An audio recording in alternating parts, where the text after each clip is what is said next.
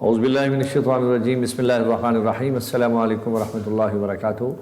Dear students, اللہ تعالیٰ سے دعا ہے اللہ آپ کو اپنی امان میں رکھے اور آپ اپنے پیرنٹس کی خدمت میں اور اپنی پڑھائی کی فکر میں اور اپنے ملک کی فلاح و ترقی اور ان وبائی امراض سے بچنے کی دعاؤں میں مشغول ہوں گے۔ آج ہم اسلامیات الیکٹیو پارٹ سیکنڈ کے نئے لیکچر کے ساتھ حاضر ہوں۔ لیکچر نمبر 4 ہے میرا، اور اس میں آج ہم حدیث نمبر جو ہے بدعت سے اعتراض والی حدیث آج ہم پڑھنے جا رہے ہیں۔ اور اس حدیث مبارکہ سے پہلے ہم اپنی تقریباً 4-5 احادیث کا مطالعہ ہم کر چکے ہیں، اور آج کی حدیث جو ہے یہ حضرت ام المؤمنین ام عبداللہ سید عائشہ صدیقہ رضی اللہ تعالی عنہا کی روایت کردہ ہے۔ قالت، آپ نے فرمایا، قال رسول اللہ صلی اللہ علیہ وسلم، کہ رسول اللہ صلی اللہ علیہ وسلم نے ارشاد فرمایا، من احدث فی امرنا ھذا ما لیس منہ فہو رد، رواہ البخاری و مسلم، وفی روایت لمسلم من عمل عملا لیس علیہ امرا فہو رد۔ سید عائشہ صدیقہ رضی اللہ عنہ فرماتی ہیں کہ رسول اللہ صلی اللہ علیہ وسلم نے فرمایا کہ جس نے ہماری شریعت میں کوئی ایسی بات نکالی، جس نے ہماری شریعت میں کوئی ایسی بات نکالی جو اس شریعت میں موجود نہ ہو تو وہ باطل و مردود ہے، یعنی وہ قابل قبول نہیں ہے، رد کی ہوئی باطل چیز ہے۔ اس بات کو روایت کیا ہے جناب امام بخاری نے اپنی صحیح البخاری میں، اور امام مسلم نے اپنی صحیح المسلم میں، اور ایک اور روایت میں ہے کہ جس نے ایسا کوئی کام کیا جس پر ہمارا کوئی حکم موجود نہ ہو تو وہ ناقابل قبول ہے۔ بڑی سمپل سی، بڑی واضح سی حدیث ہے۔ اب اس حدیث مبارکہ کے اندر ایک چیز بالکل کلیئرلی ہمیں بتا دی گئی، اور اس کی وجہ سمجھ لیجئے پہلے کہ اس سے پہلے کہ میں اس حدیث کی تشریح میں جاؤں۔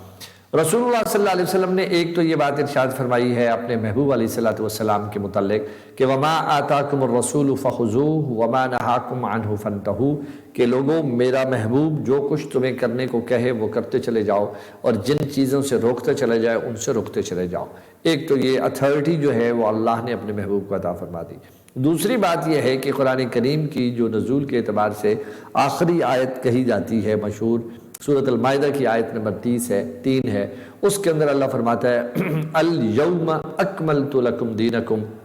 وَأَتْمَمْتُ عَلَيْكُمْ نِعْمَتِي وَرَضِيتُ لَكُمُ الْإِسْلَامَ دِينًا، کہ اے محبوب ہم نے آج آپ پر آپ کا دین مکمل کر دیا ہے، اور اسی دین اسلام پر ہم راضی ہو گئے ہیں، اور ہم نے نعمتیں پوری کر دی ہیں۔ اب اس بات کو سمجھتے ہوئے اس حدیث سے ہمیں بالکل سمجھنا آسان ہو جائے گا کہ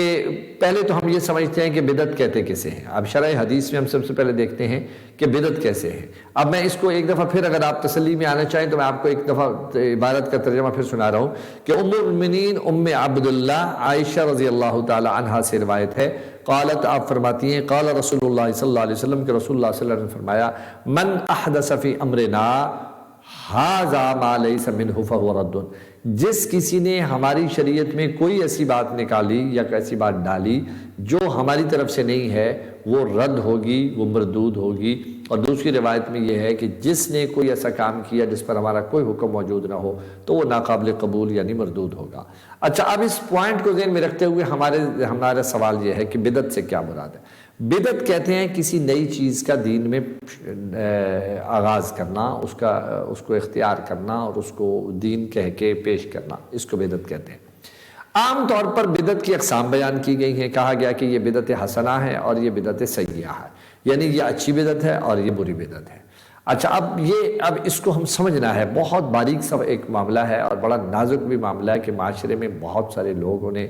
بہت کچھ دین بنیاد بنا کر پیش کیا ہوا ہے، اور جو کوئی بندہ اس سے ذرا سا بھی دائیں بائیں ہو جاتا ہے تو نتیجہ یہ ہوتا ہے کہ اس کو وہ دارِ اسلام سے ہی خالد کر دیتے ہیں۔ تو یہ بڑا نازک معاملہ ہے، یہ میرا بیٹے ہم سمجھنے کی ضرورت ہے۔ اب مثال کے طور پر، اب میرا مسئلہ یہ ہے کہ میں صرف دین بیان کرتا ہوں، میں مسلک بیان نہیں کرتا، اور مسلک میرا بیٹا یہ ایک نیچے کی چیز ہے، شریعت اوپر کی چیز ہے، تو شریعت کو سمجھنے چاہیے، مسلکوں کے اندر نہیں پڑھنا چاہیے۔ اب دیکھیں نا، مسالک میں فروعی اختلافات ہوتے ہیں۔ فروعی اختلافات کا مطلب کیا ہے؟ فرع کہتے ہیں شاخ کو، یعنی برانچ کو، یعنی درخت ہے نا، درخت ایک اور چیز ہے، اس کی برانچز میں سے کوئی گر گئی، کوئی اونٹ گئی، اوپر چلے گئی، نیچے چلے گی، تو برانچ کا اونچ نیچ ہونا وہ درخت کے بدنامی کا باعث بن تو سکتا ہے، لیکن وہ درخت کی وجہ نہیں ہے، اس کو کاٹ دیتے ہیں تو سارا درخت تو بالکل ٹھیک ہے۔ اس کا مطلب یہ ہے کہ جو فروعی اختلافات ہیں وہ ہمارے پیدا کردہ ہیں، اگر ہم ان کو سائیڈ پہ کر دیں تو ہماری شریعت تو بیسیکلی ایک ہی ہے، ہم ایک ہی کشتی کے سوار ہیں۔ تو یہاں بدعت کی اقسام جو کہی گئی ہیں اچھی بری، تو پہلے تو یہ سمجھیے کہ حضور کے فرامین یعنی حدیث کسے کہتے ہیں، پہلے اس کو سمجھ لیجیے۔ حدیث کہتے ہیں میرے بچوں، یاد رکھیے گا، حدیث کے اندر 3 چیزیں شامل ہیں۔ حدیث کے اندر 3 چیزیں شامل ہیں۔ پہلی بات کیا ہے کہ جو میرے نبی نے بول کے بتا دیا، پہلی بات یعنی قول ہے، قول رسول۔ دوسری چیز یہ ہے جو میرے نبی نے کر کے دکھا دیا، میرے نبی نے کر کے دکھا دیا، یہ کیا ہو گیا؟ دوسری بات ہو گئی، یہ حدیث ہے۔ تیسری بات یہ ہے کہ کوئی کام میرے نبی کے سامنے کیا گیا اور وہ کام میرے نبی نے منع نہ فرمایا، اس کو بھی ہم کیا کہتے ہیں؟ دین کہتے ہیں۔ اچھا، اب پہلے تو یہ دیکھ لیجئے کہ جو ہمارے بدعتی معاملات جن کو ہم عام طور پر کہتے ہیں یہ بدعتی جماعت ہے، یہ بدعتی گروہ ہے، یہ بدعت ہے، یہ بدعت ہے، یہ بدعت ہے، تو اس میں ایک تو طبقہ بہت زیادہ ذرا خشکی کے اعتبار سے، خشک ذہنیت کے اعتبار سے وہ اڑ کے ایک جگہ پہ کھڑا ہو جاتا ہے اور کسی بھی چیز کے اندر فلیکسیبلٹی پیدا نہیں کرتا، وہاں احتیاط کرنے کی ضرورت ہے۔ مثلا آپ کو میں بتاؤں کہ تراویح جو ہے، تراویح میرے نبی علیہ السلام نے تراویح کی نماز کو بہت پسند فرمایا، مگر میرے نبی علیہ السلام نے صرف 3 دن پبلک کے سامنے پڑھی، پھر اندر گھر جا کے پڑھتے تھے، باہر نہیں پڑھتے تھے، صحابہ بیٹھے رہے، حضور نہیں آئے۔ لیکن حضور کے بعد کے جو زمانہ ہے اس میں ہم دیکھتے ہیں کہ یہ جو نماز ہے صلاۃ التراویح یہ چلی ہے۔ جناب حضرت ابو بکر کے زمانے میں اسی طرح چلی ہے، یعنی کہ اس کے لیے انڈیویجول لوگ پڑھتے تھے، لیکن سیدنا عمر فاروق رضی اللہ عنہ نے آ کر اس کو ایک پوری جماعت کی شکل میں دے کر اس کا ایک نظام قائم کر دیا۔ اب اس کو کہتے ہیں اجماع امہ۔ اس پر اس وقت سے لے کر آج 1400 سال بیت گئے، 1400 سال سے امت رسول کا اس بات پر اجماع ہے کہ یہ بالکل ٹھیک ہے، لہٰذا یہ کام حضور نے خود باجماعت نہیں کیا لیکن کرایا گیا، لیکن اس پر ساری امت کا ایک نقطے پر اتفاق ہونے کی وجہ سے اس کو ہم کہتے ہیں کہ یہ ایک اچھا عمل ہے جو کہ اللہ کی طرف سے قبولیت لے کے آیا ہے۔ اور جب حضور سے بھی یہ بات پوچھی گئی تھی کہ یا رسول اللہ آپ تشریف نہیں لائے، حضور نے فرمایا مجھے ڈر یہ ہوا تھا کہ میری اس محبت جو اس نماز کے ساتھ ہو گئی تھی اور اللہ کی طرف سے جو رحمتیں اس نماز کے ساتھ جڑی ہوئی ہیں، مجھے ڈر تھا کہ کہیں میری امت پر یہ فرض نہ ہو جائے، اس لیے میں نے اس کو گھر پڑھنا شروع کر دیا۔ تو اس لیے اب یہ بات ہے۔ تو اس قسم کی جو معاملات ہیں یہ نئے ضرور ہیں، لیکن یہ ایسے نئے نہیں ہیں کہ جو اب پیدا کیے گئے ہیں۔ یہ تب کی بات ہے کہ جو وہ تربیت یافتہ جماعت رسول اللہ صلی اللہ علیہ وسلم کی موجود تھی، انہوں نے جہاں دیکھا کہ جس طرح اب قرآن حضور نے لکھوا تو دیا لیکن اس کو کمپائل کرا کے ایک جگہ پر نہیں کروایا، تو یہ حضرت ابوبکر صدیق نے کروایا۔ تو اس لیے ہم آثار صحابہ میں سے جو چیزیں لیتے ہیں وہ بالکل اور چیزیں، ان کی حیثیت ایک مسلمہ ہوتی ہے، اور پھر اجماع امت کی وجہ سے اس کو ہم بالکل شریعت اسلامی کے اندر ایک مکمل ویٹیج دیتے ہیں جیسے اللہ اور اس کے رسول کے فرامین کا ہوتا ہے۔ اب اس کے بعد کی جو چیز ہے کہ آج کل ہم چھوٹے چھوٹے موضوعات پر جو اختلافات کر کے بیٹھ جاتے ہیں، ان کو بدعت کہتے ہیں وہ، اور پھر ان کی وجہ سے ایک چھوٹا سا طبقہ جو ہے وہ کام کر رہا ہوتا ہے، باقی نہیں کر رہے ہوتے۔ تو وہ یہ ساری چیزیں جو ہے نا جو جن کی وجہ سے ہمارے معاشرے کے مسلکوں نے اپنی 1.5 اینٹ کی مسجد بنا کے بیٹھے ہوئے ہیں، یہ البتہ اس پر بڑی گفتگو کی ضرورت ہے، اور یہ سب بدعت میں شمار ہوتے ہیں، اور ان کی وجہ سے لڑائیاں جو ہمارے معاشرے میں چل رہی ہیں، یہ مسلمانوں کی نہ تو سوچ ہے، نہ مسلمانوں کا یہ مقصد ہے، نہ مسلمانوں کی یہ تربیت ہے۔ یہ وہ طبقات ہیں جو مسلمانوں میں فروعی اختلافات کی بنیاد پر جھگڑے کروا کر ان کو سائیڈ پہ گروپوں میں بانٹتے ہیں، اور جب کبھی دیکھتے ہیں کہ یہ آپس کے قریب ہونے والے ہیں تو وہ جو خفیہ ہاتھ ہوتا ہے، وہ شر پسند عناصر جو ہوتے ہیں، جو عموماً غیر مسلم ہیں اور منافق لوگ ہیں، وہ ان کو ہوا دے کر ان کو پھر آپس میں لڑانے کی کوشش کرتے ہیں۔ تو اس سلسلے میں جان لیجیے گا کہ بدعت سے مراد وہ امور ہیں، پھر ان کے نقصانات ہمارے سامنے ہیں۔ نقصانات ہمارے سامنے ہیں کہ ایک دوسرے کو کافر کافر کہنا شروع کر دیں گے، ایک دوسرے کے خلاف کھڑے ہو جائیں گے، اور بات اندر سے بالکل ایسی نہیں ہوگی کہ جس کا دین کے ساتھ، یعنی جس پر دین کی بلڈنگ کھڑی ہوگی وہ نہیں ہوگی، جس پر دین کی عمارت کھڑی ہو وہ بات نہیں ہوگی، جزوی بات ہوگی۔ کرنے میں بعض اوقات بعض چیزیں مباح ہوتی ہیں، بعض مستحب ہوتی ہیں، بعض سنت ہوتی ہیں، بعض نفلی باتیں ہوتی ہیں۔ تو وہ جو مستحبات اور جو ہے نا جی مباح چیزیں، ان کی بنیاد پر شریعت کے اندر وہ جو کہیں یہ سب بدعات میں شمار ہوتی ہیں۔ یہ اس وقت اتنا ہی معلومات آپ کے لیے کافی ہیں، کیونکہ پھر وہ بعض جملے میں بولوں گا تو وہ کسی نہ کسی فرقے پر پڑیں گے تو وہ پھر ہو سکتا ہے کہ کسی کی دل آزاری ہو۔ تو میرا مقصد یہ نہیں ہے، مقصد صرف یہ ہے کہ ہمیں ان موضوعات پر نئی جرح کرنی چاہیے اور نئی متشدد ہونا چاہیے جو حضور کے زمانے میں سسٹم میں نہیں تھی۔ وہ ہوائی باتیں تھیں یا محبت کی باتیں تھیں یا عقیدت کی باتیں تھیں۔ عقیدت اور محبت ہمارا پرسنل معاملہ ہے، وہ شریعت کی بنیادیں نہیں ہیں کہ وہ ہم کہیں گے پورا ایک جتھا جو ہے وہ سارے وہ کام کرنا شروع کر دے۔ تو چھوٹی چھوٹی موضوعات ہیں، ان پر ہم سب کو احتیاط کرنا چاہیے۔ اللہ ہم سب کو دین سمجھ کر عمل کرنے کی توفیق عطا فرمائے اور بدعات سے بچنے کی توفیق عطا فرمائے۔ اگلی حدیث آج کی ہماری یہ ہے، یہ حدیث نمبر جو اگلا 6 یا 7 نمبر آ رہی ہے، یہ ہے تقوی اور اصلاح قلب کی اہمیت، یعنی وہ عنوان جس کے ذریعے سے دلوں کا تقوی نصیب ہوتا ہے۔ اور آپ کو پتہ ہے تقوی کا جو مرکز ہے ہمارے دل میں، آپ نے اسلامیات پارٹ 1 میں بھی یہ ٹاپک پڑھا تھا ایک شروع میں، تو یہ دل جو ہے نا یہ تقوی کا مرکز ہے، اس جگہ پہ دل ہوتا ہے۔ اب ذرا حدیث ہم پڑھتے ہیں، یہ حدیث روایت کرتے ہیں عن ابی عبداللہ نعمان بن بشیر رضی اللہ تعالی عنہما، یہ اس کو روایت کرنے والے ہیں۔ قال، آپ فرماتے ہیں سمعت رسول اللہ صلی اللہ علیہ وسلم، ہم نے سنا رسول اللہ صلی اللہ علیہ وسلم سے، یقول، آپ فرماتے ہیں ان الحلال بین و ان الحرام بین بینہما، کہ جو حلال اور حرام ہے نا یہ بالکل واضح ہے۔ ان الحرام بین و ان الحرام بین، حرام اور حلال جو بالکل واضح ہیں۔ وبینہما امور متشابہات، اور ان کے درمیان کچھ چیزیں مشتبہ ہیں، ان بٹوین ان کے اندر کچھ امور مشتبہ ہیں۔ لا یعلمہن کثیر من الناس، لوگوں میں سے اکثر اس چیز کو نہیں جانتے، لوگوں میں سے اکثر اس چیز کو نہیں جانتے، لیکن حلال اور حرام واضح ہیں۔ اچھا آگے ذرا دیکھیے کیا ہے، فَمَنِ اتَّقَى الشُّبُهَاتِ فَقَدِ اسْتَبْرَأَ لِدِينِهِ،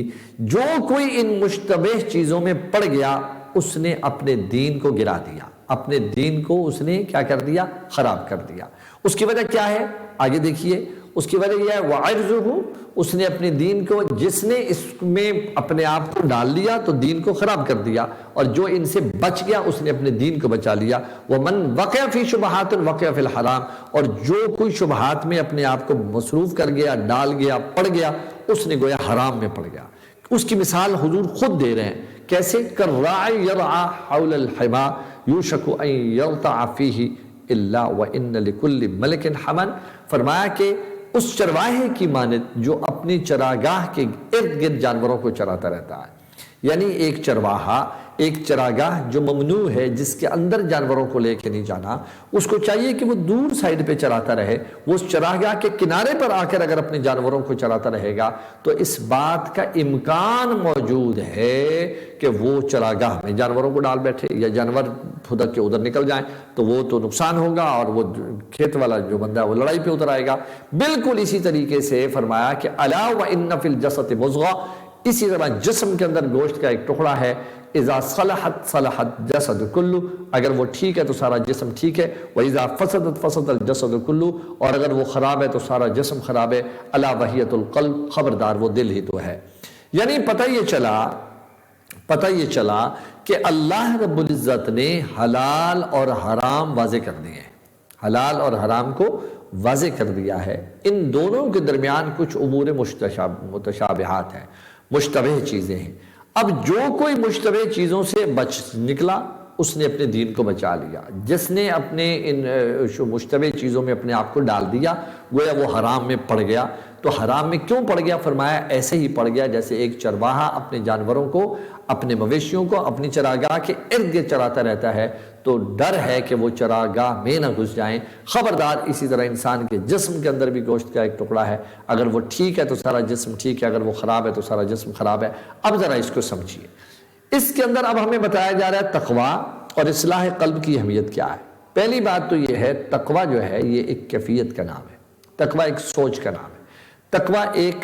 ایک ایسے عمل کا نام ہے جو ہمارے تمام کریکٹر کو پالش کر دیتا ہے، جو ہمارے تمام کردار کو مضبوط بنا دیتا ہے، جو ہمارے تمام کردار کو کامیاب لوگوں کا کردار بنا دیتا ہے۔ وہ ہمارے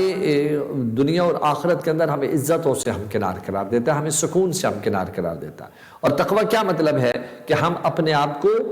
حلال کی طرف لے کے جائیں گے، حرام سے بچائیں گے، حتیٰ کہ مشتبہ چیزوں سے بھی بچائیں۔ وہ چیزیں جن کے متعلق دین کا واضح حکم موجود نہیں ہے. جیسے ابھی ہم نے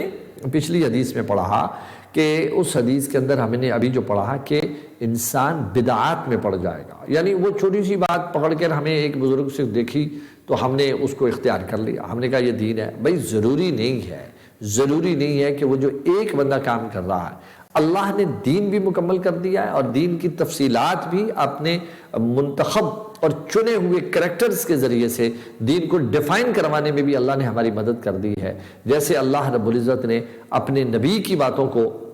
ایکسپلین کرانے کے لیے اس کے 4 خلفاء کے ذریعے سے خلفائے راشدہ کا نظام بنا کر ہمیں دین کی ایک امپلیمنٹیشن کا طریقہ سمجھایا, ایسے دین کی معاملات کو بھی اللہ تعالیٰ نے ڈیفائن کرانے میں ان کے بعد پھر ائمہ کرام کے ذریعے سے ہم سے یہ کام کروایا. اور پوری دنیا میں امت مسلمہ کی راہبری کرنے والے ائمہ کرام میں جو ائمہ ہیں ان میں ائمہ اربعہ ان کو کہا جاتا ہے, امام ابو حنیفہ رحمہ اللہ, امام شافعی رحمہ اللہ, امام مالک رحمہ اللہ اور امام احمد بن حنبل رحمہ اللہ. یہ 40 جو ہیں, اور اسی طرح اہل تشیع میں حضرت امام جعفر صادق یعنی فقہ جعفریہ کے حوالے سے. تو یہ ان لوگوں نے ڈیفائن کر دیا ہے دین کو, دین کو ڈیفائن کر دیا. تو فرمایا جب ہم مشتبہ چیزوں سے بچ جاتے ہیں تو فرمایا تقوی اسی چیز کا نام ہے کہ جو چیز مشتبہ ہے اس سے بچا لو. حرام میں تو پڑھنا ہی نہیں, مشتبہ سے بھی اپنے آپ کو بچا کے چلنا ہے, یہ اس کا مطلب ہے تقوی ہے. مثلا امام ابو حنیفہ رحمۃ اللہ علیہ سے کسی نے پوچھا کہ حضرت آپ نے یہ قانون بتایا ہے کہ اگر تھوڑے سے چھینٹے انسان کے کپڑوں میں پڑ جائیں جس کی جمع کریں تو ان کی جو حیثیت ہے وہ آج 1 پائی یعنی آج کل کے اعتبار سے 1 روپے کا جو چھوٹا سکہ ہے اس سے کم جگہ کو وہ گھیرتے ہیں, تو اتنی چھینٹے کہیں جسم پہ پڑ بھی جائیں تو اس سے نماز ہو جاتی ہے. لیکن حضرت ہم نے آپ کو دیکھا ہے کہ آپ کی چھوٹا سا بھی 1-2 قطرے بھی کہیں لگ جائیں تو آپ جب تک دھوتے نہیں ہیں تب تک عبادت نہیں کرتے, نماز نہیں پڑھتے. تو آپ کا فتویٰ تو یہ ہے, تو پھر یہ کیا ہے؟ انہوں نے فرمایا ہاں وہ میرا فتویٰ ضرور ہے مگر یہ میرا تقویٰ ہے, کیونکہ میں اللہ کے خوف کی وجہ سے وہ ایک چھینٹا بھی اپنے وجود پہ نہیں میں رہنے دیتا کہ میرا من. لیکن بعض اوقات ایک سے ماحول ہوتا ہے کہ بندے کے لیے اس کو دھونا ٹھیک نہیں ہوتا تو نماز پڑھی جا سکتی ہے. تو فتویٰ میرا وہی ہے لیکن تقویٰ میرا یہ ہے کہ میں وہ ایک چھینٹا بھی اپنے اوپر نہیں رہنے دیتا, میں اس کو بھی دھو دیتا ہوں. اصلاح قلب کے لیے میرے بچوں دل کا پاک ہونا ضروری ہے. میں اکثر آپ کو سمجھاتا ہوں کہ یہ جو دل ہے نا یہ اللہ کا مسکن ہے, ہمارے ایمان کا محور و مرکز ہے, ہمارے تقویٰ کا محور و مرکز ہے. اس کی مثال میں نے اکثر آپ کو دینے کے لیے یہ سمجھایا کرتا ہوں کہ دیکھو جو گھر میں دودھ لینے کا برتن ہوتا ہے وہ دودھ لینے والا برتن سارے برتنوں سے جدا ہوتا ہے, اس کو ہم ہمیشہ پاک صاف رکھتے ہیں, دھو دھا کے رکھتے ہیں, ڈھک کے رکھتے ہیں. پھر بھی جب گوالا بل دیتا ہے تو ہم اس برتن کو جب لیتے ہیں تو غیر فطری طور پر ہم اس کو نل کے لیے لے جاتے ہیں, ایک دفعہ دوبارہ اس کو پانی کے اندر سے گلوا دیتے ہیں, صفا کرتے ہیں اور پانی گرا کے خالی نچوڑ کر اس کو دودھ والے کے سامنے رکھتے ہیں, دودھ ڈلواتے ہیں. کیوں؟ ہمیں اس بات کا احساس ہے کہ دودھ ایک اللہ کا نور ہے اور اتنا وہ سینسٹیو چیز ہے, اگر اس کے اندر کچھ بھی گندگی یا کوئی معاملہ ہوا تو جیسے ہی دودھ ہم بوائل کریں گے وہ ختم ہو جائے گا, پھٹ جائے گا. تو ہم نے اس کی خاطر اس کو بچا کے رکھتے ہیں. فرمایا تو یہ دل کو بھی تو ایسے صاف رکھو نا جہاں اللہ کا نور آنا ہے, جہاں تعلیم قرآنی کا نور آنا ہے, جہاں تعلیم حدیث کا نور آنا ہے, تہاں تقوی کو اپنی جڑ بنانی ہے تو اس کا پاک ہونا بھی ضروری ہے. تو اس لیے اصلاح قلب کے لیے جو ہے نا یہ حدیث ہمیں بہت اہمیت دیتی ہے. اور حلال اور حرام واضح ہیں. قرآن کریم کی 6666 آیتوں میں تقریباً حلال و حرام کے لیے 1000 آیتیں اللہ نے رکھی ہیں جو ہمیں بتاتی ہیں یہ حلال ہے اور یہ حرام ہے, اور یہ واضح ہو چکا ہے. اس حدیث نے بھی ہمیں یہ کنفرم کیا ہے کہ حلال اور حرام واضح ہو چکے ہیں. اس لیے اب حرام کے اندر اس کے کھاتے کھول کے اپنے لیے مطلب کی چیزیں نہیں نکالنی اور حلال کو جو ہے مشکوک قرار نہیں دینا, لیکن ان بٹوین جو چیزیں مشتبہ ہیں ان سے بھی اپنا دامن بچانا ہے. تو مشتبہ چیزوں سے بچنے کی ہمیں تاکید کی گئی ہے, اور یہ بچنا کب ممکن ہوگا جب ہمارے دل کا ٹکڑا ٹھیک ہوگا. اس لیے حدیث کے آخر میں یہی بات بیان کی گئی ہے کہ جسم کے اندر گوشت کا ایک لوتھڑا ہے, اگر یہ ٹھیک ہے تو سارا جسم ٹھیک ہے, اگر یہ خراب ہے تو سارا جسم خراب ہے. تو یاد رکھیے شیطان کی رغبت ہمارے ساتھ یہ ہے کہ وہ ہمیشہ ہمیں مشتبہ چیزوں کی طرف پہلے لے کے جائے گا. پہلے یاد رکھنا, میں پھر بولتا ہوں, سب سے پہلے ہمیں مشتبہ چیزوں کی طرف لے کے جائے گا, پھر آہستہ آہستہ ہمیں آہستہ آہستہ آہستہ آہستہ حرام کی طرف لے جائے گا, حرام کی طرف لے جائے گا. اگر ہمیں میرے بچوں آج کل آپ کے پاس نیٹ کی سہولت ہے، پیرنٹس جو آپ کو نیٹ کی نہیں دیتے سہولت انہوں نے بھی دے دی، آپ کے پاس ٹچ موبائل موجود ہیں، آپ ان لیکچرز کی خاطر یہ لیے بیٹھے ہو، لیکن اگر آپ اس کا مس یوز کرنا شروع کر دو تو پھر کیا ہوگا؟ آہستہ آہستہ نتیجہ ہوگا بالکل آپ پٹڑی سے اتر جاؤ گے، شروع میں آپ شکوک و شبہات میں پڑو گے، آخر حرام میں پڑ جاؤ گے۔ اللہ مجھے اور آپ سب کو یہ نقطہ سمجھنے کی توفیق عطا فرمائے، اور یاد رکھیے گا یہ ہماری حدیثیں کا یہ چیپٹر پورا ہوا۔ یہ دو حدیثیں آج میں نے، ایک بدعت سے احتراز اور دوسرا میں نے آپ کے تقوی اور اصلاح قلب کی اہمیت پر میں نے کچھ تھوڑی سی معروضات پیش کی ہیں۔ میں امید کرتا ہوں کہ میرے بچے اس کو توجہ سے سنیں گے، سمجھیں گے، اور اپنی بک سے اس کو پڑھ کر اپنے ذہن کو پاک رکھیں گے اور اس کو اپنے کریکٹر میں شامل کرنے کی کوشش کریں گے۔ اپنا بہت خیال رکھیے گا میرے بچوں، اپنے پیرنٹس کا اور اپنوں کا بہت خیال رکھیے گا، مجھے بھی اپنی دعاؤں میں یاد رکھیے گا۔ السلام علیکم ورحمۃ اللہ وبرکاتہ۔